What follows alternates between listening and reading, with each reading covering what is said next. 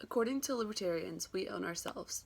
Therefore, we should be able to do basically whatever we would like with ourselves without too much government interference.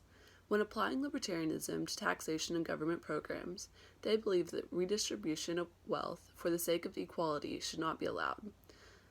The way that one becomes wealthy should be taken into account, but not the fact that some are extremely wealthy while some are extremely poor.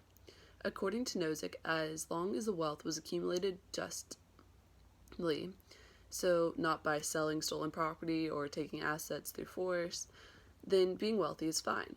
Also, taxation would be unjust because people should be able to receive all of the benefits from their work because they are responsible for their bodies and therefore their work. Nozick uses the Wilt Chamberlain example, which is turned into the Michael Jordan example, which is then turned into the LeBron example in the chapter's video.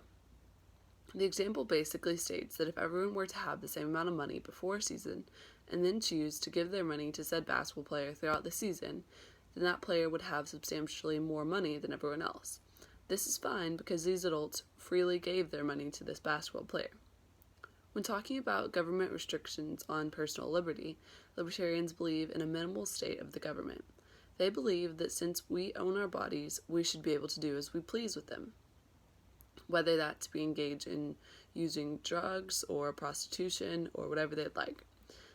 The government shouldn't be allowed to regulate the personal choices of that person because they are only affecting themselves.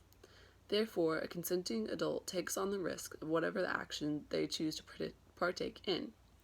The major flaw that I see in libertarianism is that they think of people's actions as only affecting themselves. As discussed in the video, if you were to become a heroin addict, that would affect your family, your students, and society as a whole.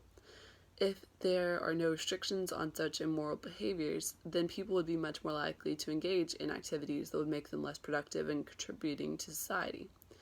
When it comes to whether or not we deserve all of the money we make, I also disagree with libertarian view. Yes, we are responsible for the amount of money we make because we are responsible for how hard we work and how long we work. However, we are also beneficiaries of the services that being taxed have granted us.